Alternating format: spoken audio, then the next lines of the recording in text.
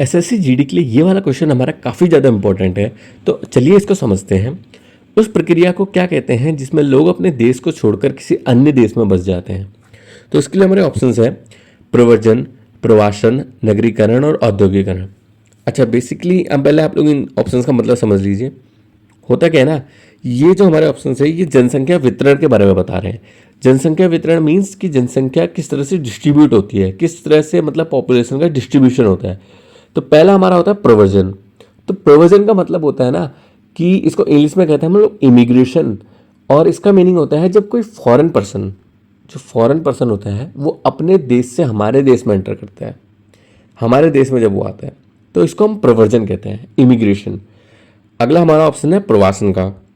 प्रवासन का मीनिंग होता है ना कि जब हमारे देश का कोई पर्सन यानी कि अपने होम कंट्री से, अगर कोई पर्सन अपने देश, अपने होम कंट्री से किसी बाहर दूसरे देश में परमानेंटली सेटल हो जाए तो उसको हम एमिग्रेशन कहते हैं, प्रवासन।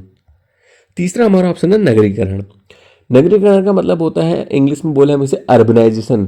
तो ये कहना चाहता है कि जब लोग गांव से शहर की तरफ शिफ्ट होना स्टार्ट करते हैं, लोग गांव से शहर की तरफ शिफ्ट होना स्टार्ट करते हैं, ना कि कंट्री चेंज करते हैं, तो हम इसको नगरीकरण कहते हैं। चौथा ऑप्शन हमारा है औद्योगिकरण, जिसका मतलब होता है इंडस्ट्रियलाइजेशन।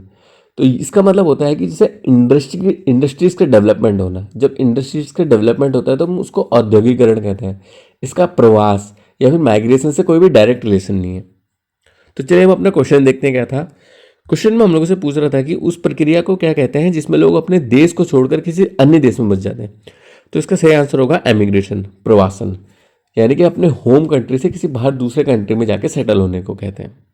अच्छा, अब आप लोगों से एक चीज़ और शेयर करता हूँ मैं इन्फॉर्मेशन। जैसे कि भारत सरकार ने विदेशों में काम करने जाने वाले नागरिकों को ट्रैक करने के लिए ना 2014 में एक पोर्टल लॉन्च किया था।